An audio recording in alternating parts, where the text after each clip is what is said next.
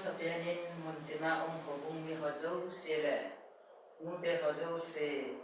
nute ni ho salam kahin bichewe pathianin hidong pha kai ta epi wa gam sunga boina lungdam na lungjina tam ta umjong le hobung mi te ho kiloi kom na hobina te ta hi jong le ichim media mangcha a YouTube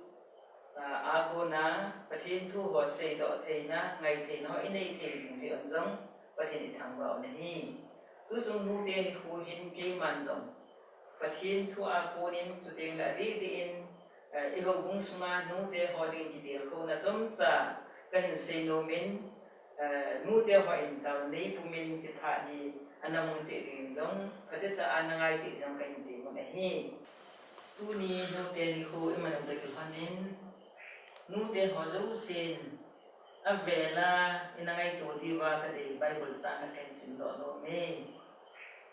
proverb bung som la ka chang som na nu me ji phata ko na ki mu do zo din ham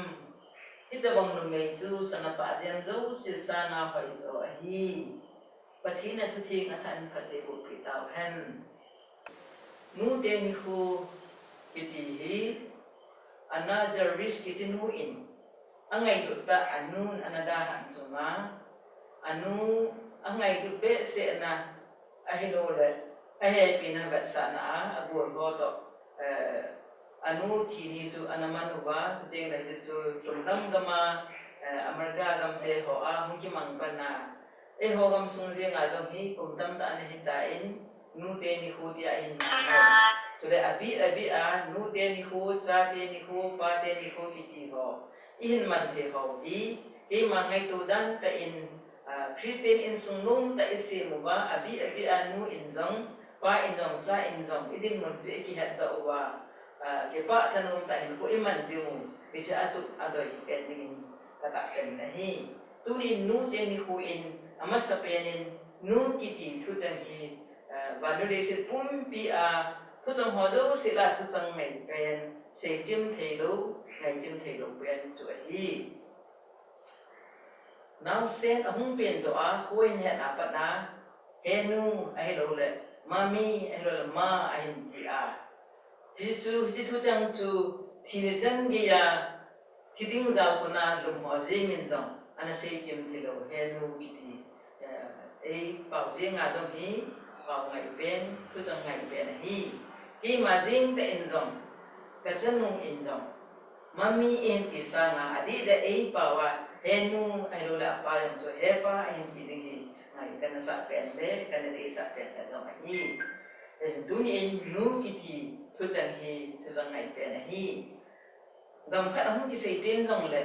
motherland a ki tin koi man america jing jong chu fatherland a ti poi ta ba nga ho sa na a lo vi wang sun motherland ti tho tho hi ai mo jing jong sun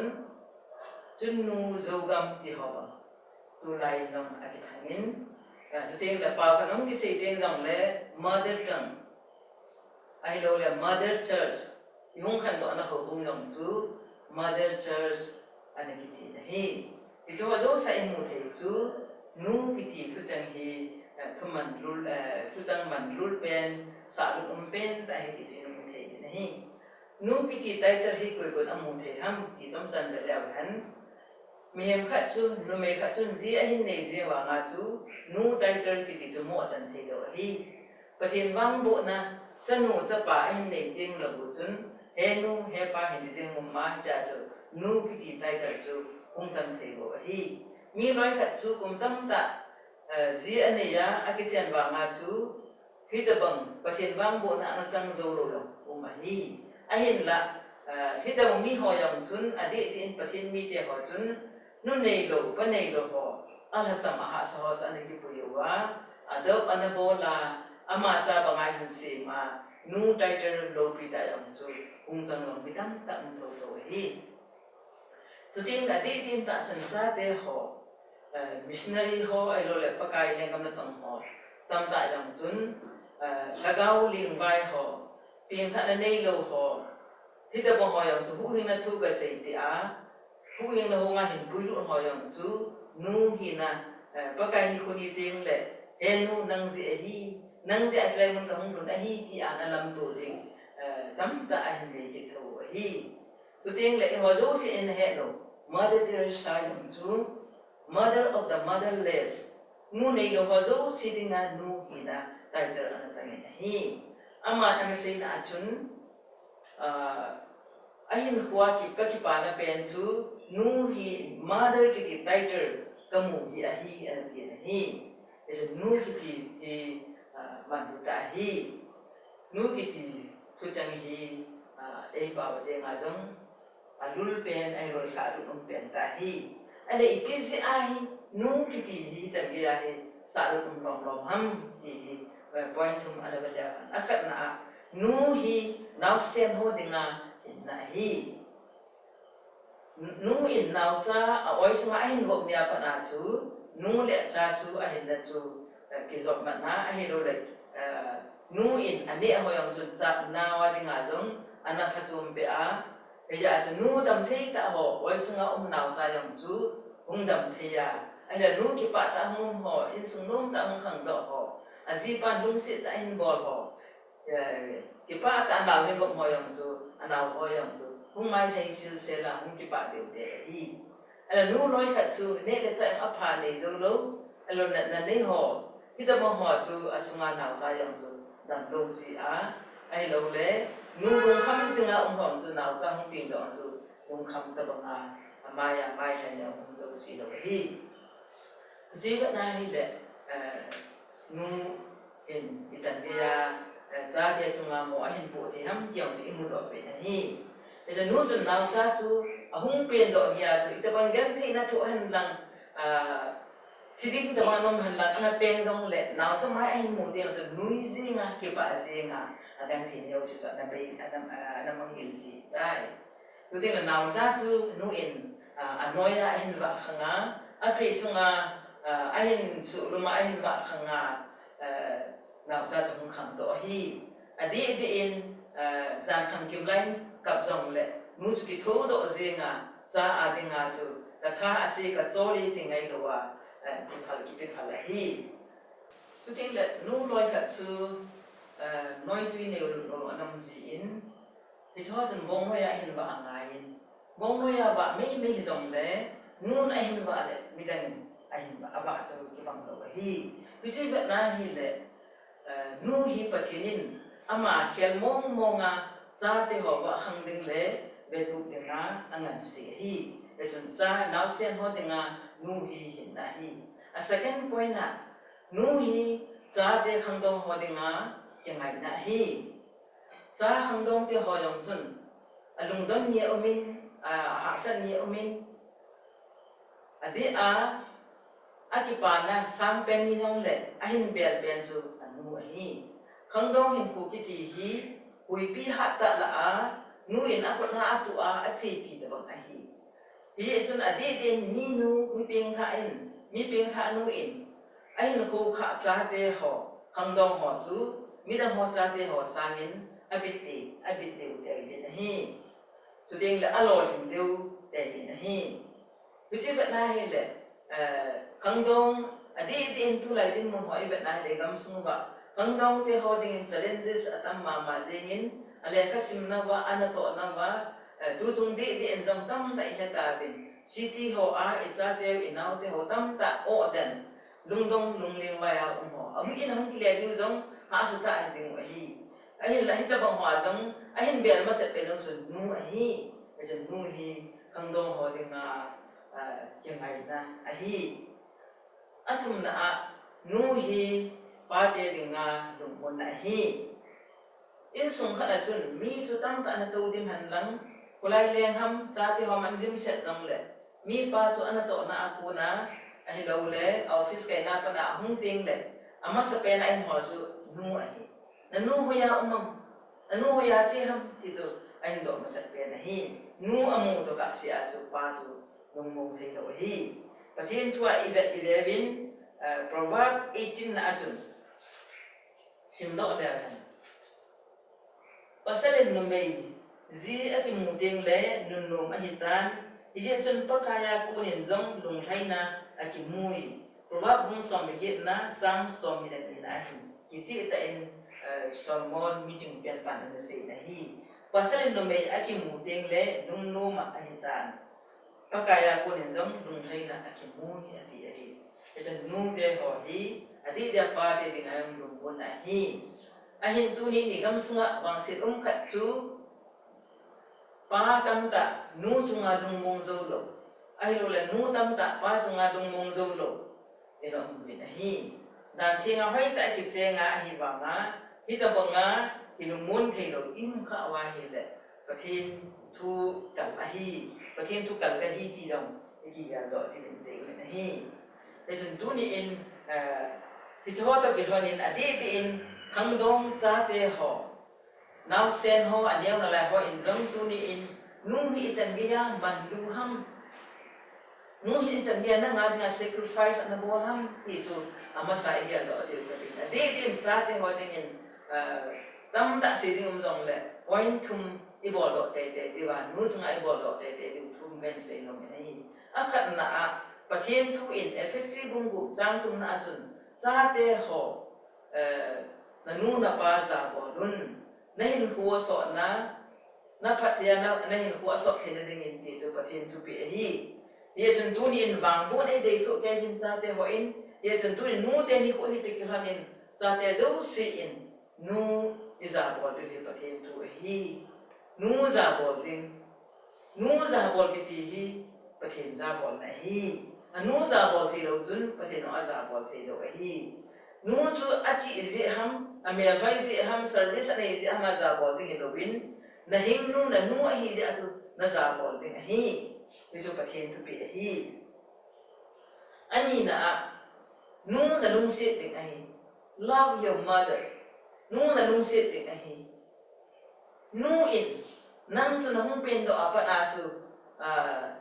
na sun na e ahin the ma ai lo na hin sil thenga na so ma na kwa ya ai le tu dia hin nangin ama dai pina le tu the ding ham inu tu te se ta hin lang amai voi ta hin lang alim zum midang nu sang hoi mo ta dong le nang nu ai le tu na lung se ti tin ba sa the ding ham khat me be na kwai kha am nu chu na chop kha am amai voi di de ang chu chop la chu nu a ki pa di dan chu tu ting le he nu ka hin lung se ti ho ba ni se kha bam tu ni in pa din mo nu din mo din ta ho jam nu dam na lai im wa hi le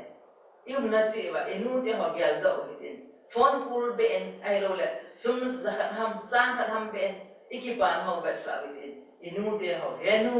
ka hin ngai du e ka hin lung si ne nangin ne hin vet ko la nangin hi banga ni hin zen na ti ho ba thu chang khat ben ki pa thu se da ban inu cho ki pa di da tu ni hin yal do ti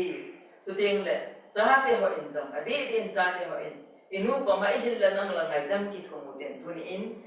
akhat na inu thu ingai din inu inung sit din tu ting le inu hi ade sit chana jong iki pa sa din hi nu iti ki pa sa te din ham sumla pai sana dang ka ipi zo hi jong le na ko sa no na ba sa no me yong chu nu a ding a ki pa na hi pathian thu a ki chi ta ni mu win proverb in simdo kining katin pathian thu in adi in thu chi bu bung som ni la thum chang som ni la nga a hin na nu le na pa ki pa thanom sa jingin na hing nu na nu chu ki pa sa jing zingin ati na hi pathian thu thing pathian ko ki han na hing nu na nu chu ki pa sa jing zingin nu ki pa sa te cha te ho hi zawang phai hi ve jan du ni in koi ta bang nu ki pa sa te le ba hi le ngai dam thu mu hitin tu ni in hi chin ni khu hin nu de ni khu ni ke ra ni nu ki pa sa u ti tu ting le igam su wa ke man ka za na ho a pai ka sa lo sim phat din ha ka di ma khat su nu le pa tam da in anu le apa an te si ta ho hi cho ho chu he nu he pa ai lo la ka nu ka pa hi ti sangin te se pi te se pu ti ho tu chang ho ni se ji ho hi wang sit ka sa na hi tu ting le mo loi kha en jong ate pi ate pu ho chu ka ni ka gang ai lo la ka nu ka pa ti sangin mi ho kam a ho lim ting le ka te se pi ka te se pu ti ho ina se ji ho hi ka se tu chang a hi Ejen tu ni chi hi hi thi ya hi le chi thu chang hi he lo hi tin kanu ka pa ti ta de I her kha lo nu I her kha lo pa lam pi la dunga chi ham kha chu de se pi hu de se pu hu ti the hi ai la na hing nu na nu na pa chu I tia de se pi de se pu ti the lu ham mi kha le nang sa in zong nang ma masang ta ham ai lo le nang za nam kha na de se pi de se pu hin ti nang le nang ai nam hin nam Isang tu ni in chi thu chang hi khe lo hi tin kanu ka pa ti in se zo ti tu ti la mo te hoin jong tu ni in nang manu nang ai na bangin na te pi na in nei pu hin thing do nu anu chu na nu ta bang bangin ngai lu in he nu ti in na ai ro le he ni ti ham lung se na o changin ho pi in hu ti a le nang jong ni khat ting le ko hin bang tu na lo pi ta na hung changa na mo te na nen sa bol ki ting lung se na nam chan ti hi tu ting le pa te ho in jong tu ni in nu te ni ko iman te ki hanin in nei pu ti in nei pi te ho ni ita ba nga ikiloi pi bam ai lo le in nei pi te ba lung se nei pi pa tin tu a imu pe no chu fisi bung la nga chu na in nei pi bung an la nga chu na in nei pi lung se ting ti in nei pi lung se ting tu ni in nei pu do se hin dong ta dan na in nei pi adam sil selling na deyam na in nei pi amel mai jing na deyam hindi dan adai lo kha cha im lo yo hi dei so ke yo hi in nei pi adam ding na dei wa amel mai ding dei wa hi le ki pa sa de ha so tam toi lo pi be na hi hospital men thang ta a pui sa nga dam loi pa pian sa nga dam loi pa pian chu na ki pa sa da lum se na chu hi pe chun cha te ma sanga ade te in mi pa te hon anu hi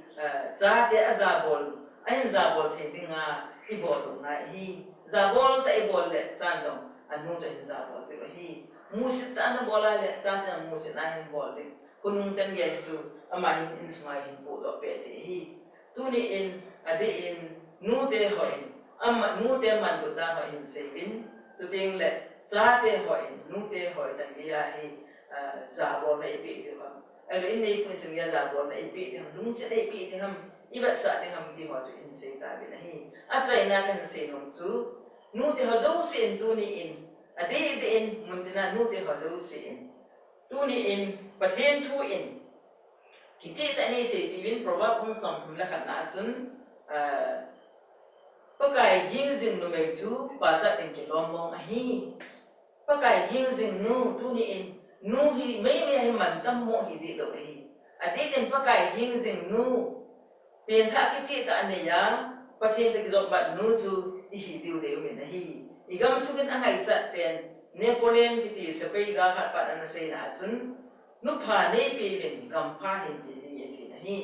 tu ni in e ho ki cha te in ingai cha ni nu pha hi nu pha chu ho ya I mu diu ham pa kai yin jing nu chu pathen tu a se yin tu ting le proverb ma mung som thum na khat na ma chu ni be na hi le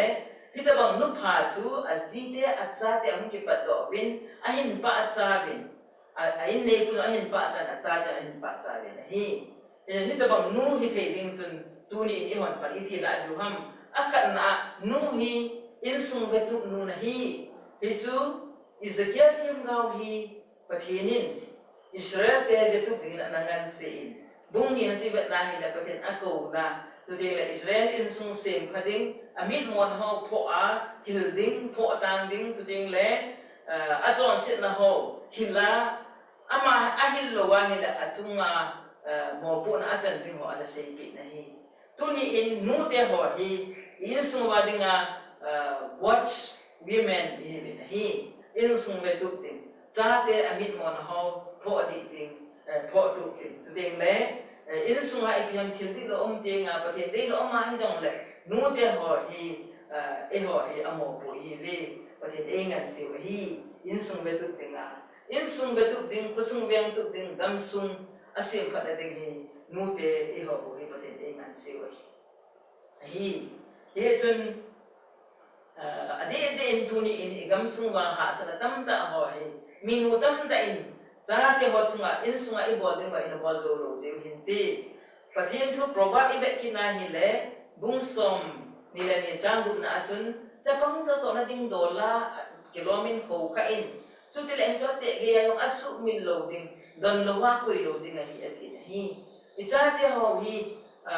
aneu lai ade de a kum hom cha a hi lai a hi pathian thu di ai ko kha wa pathian thu di ai him khan sa wa pathian thu ki to ai him pui wa hi le ate ge ya ma su min lo tiu hunung te la khang kit kit te long la hi chu amon ai khan pi ai hi pi de wa hi tunya igam sung bang bang se ta hi bang se ta ka gel kha chu hi le khang dong tam ta hi alam vai ni city la amon amona hi ta bang chun Christian swam khang to hi banga lo thing zo lo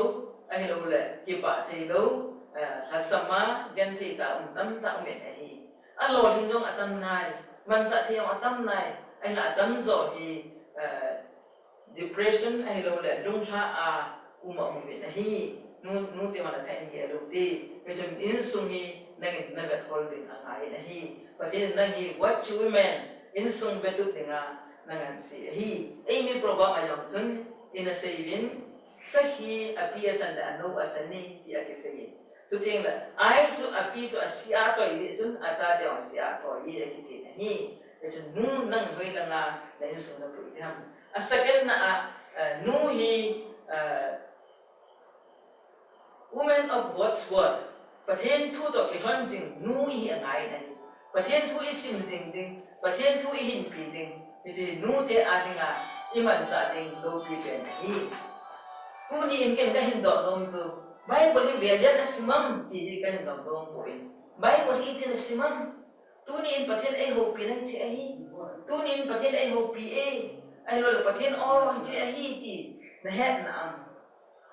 sam za som le ko na iba na ni za nga na chun na thu to ka kyan din thau mai na pangin talampia ko va in apangi ati nei pathen thu chu kilamil sa ding pathen thu chu anne tuita ta banga hoi ju thum kai ta banga sam ji pa na sei chu eno ine yu ngai hi newspaper sim ta banga sim ting no be ahi lo le welcome da isima i dum hai ding no be pathen thu ha ko na ni tin na ji tha chu ikila wa pathen pa i de de yu mai a chai na point thum na kan sei dom chu nu hi tauna a ga zong mu hi ding angai na hi women of prayer thousand nu ataw mai lo taw ta pathen te ran khoma pathen thu mang cha a gal sa thi nu in sunga ha sa na hum dong le lungdon na hum jong le setan na to na lam chom chom hum di hi kicha nu pathen to pang khoma mitlunga thousand nu chun ga zon amu hi hana chanchin imu win pathen thu a hana ataw ni alupi mama jing na hi Samuel khatna bung khatna chang som la na na hin hana thu se hi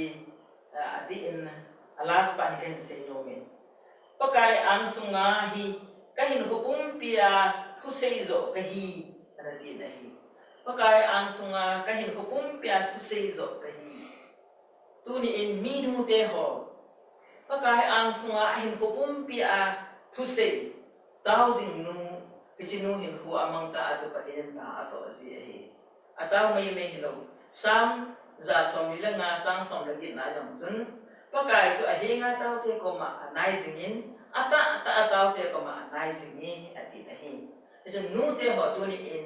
igam sunga tu lain zong a group ma taw na ai do le chain prayer ho an ngol ta ma ti ho I ha bol min ke paw min hi ai lakin kahin do nom pe na private hin ko ana taw na nang man na mi changa na taw na jingka mata na tho ana taw na pathen thu to ke thon na na hin ko man na chu isu pathen amang cha no mai hi chi bo chun na in sung asim lam dang ding hi chi bo chun za te lo hin na za te wang bu na a hin chan sa ding hi chi bo chun ko sung inam sung a hin sin phat ding hi tu ni in I society in angai cha pe hi pi ham nu te ni ko hi te klan nu te ngai to ti I society in iza in na men ingai cha pe no hi nu pha pa kai to I han khom nu chu ka hi ni chen tu ni in I chen nu te ni ko I man te ke han in I ho zo ku si dong king ngai to wi tin nu pha hi che ding in pathin man cha the nu pha hi che ding in pathin ko ma ta no pu mi pan la ti pathin tu chom cha in se ho Pathian lung lain na bangin ijan cik wa dingin bangai upi tawen. Taki pa